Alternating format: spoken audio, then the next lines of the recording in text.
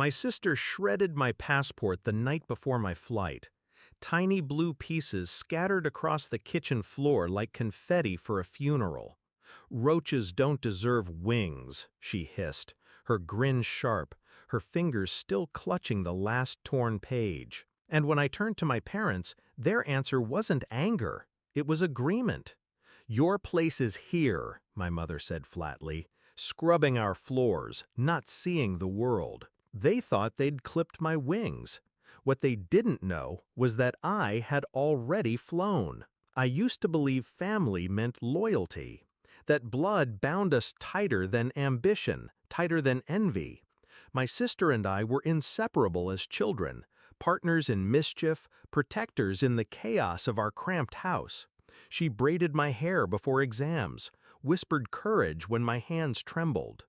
But love rots when resentment festers. The closer I came to leaving, the colder she became. Side comments, backhanded compliments. My achievements were luck, my acceptance letter a mistake, my dream job a fantasy. I ignored the cracks. I wanted to believe she was still my sister, until the night she ripped my passport apart. That was the moment I stopped being her sibling and started being her executioner. I didn't scream, I didn't cry. That would have given them satisfaction. Instead, I smiled, because while they thought they'd destroyed my future, they were only destroying a decoy. The real passport, the one stamped with my work visa, was already in a safe box at the bank. I had renewed it months earlier, never telling a soul. Paranoia? No. Preparation. I knew the venom in my house too well to leave my dreams undefended. So, when I missed my flight, I let them believe it was over. I let my sister revel in her victory, let my parents sneer at my failure. For weeks, I played the obedient child again, scrubbing their floors, folding their laundry, keeping my head down. Meanwhile, I was already gone.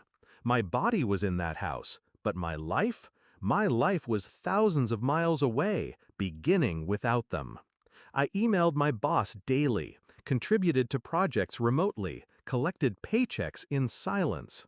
By the time I finally flew out, it was seamless. The company didn't just hire me, they invested in me. Within 2 years, I wasn't an employee, I was a partner. And that's when I began to plan my return. Revenge is best served cold, but I like mine calculated. Every paycheck I earned went into investments back home. Properties, businesses, names on deeds they never bothered to read. While my sister struggled with low-wage jobs and my parents drowned in debt, they never realized the silent benefactor pulling strings behind the curtain was me. I bought their landlord's house, raised the rent, waited. I purchased the loan their failing shop depended on, tightened terms, waited. Piece by piece, I dismantled their fragile security until desperation was the only language they spoke. And then, I delivered their salvation. I came home not as the failure they had mocked, but as the investor they needed. I walked into their crumbling shop in a tailored suit, my real passport tucked neatly in my bag, and offered to help. They signed everything over to me that day, too blind with gratitude to read the fine print, too desperate to question why I was suddenly their savior. And in that moment, the same family who told me my place was scrubbing floors, unknowingly handed me the deed to their cage. The climax came 3 months later, a family dinner. My sister still bitter, my parents still suspicious, but all of them dependent on me now. She couldn't resist one last jab. "You think you're above us, don't you? Still just a roach." I set my fork down, calm, precise. "No," I said, "I'm the one who owns this house, this shop, even your debt. Every floor you scrub now, every meal you eat, it's because I allow it." Their laughter died. forks froze mid-air. I slid the signed contracts across the table. Their names were on every page, beneath mine. My sister's face drained of color as she realized the walls around her didn't belong to her anymore. I leaned closer.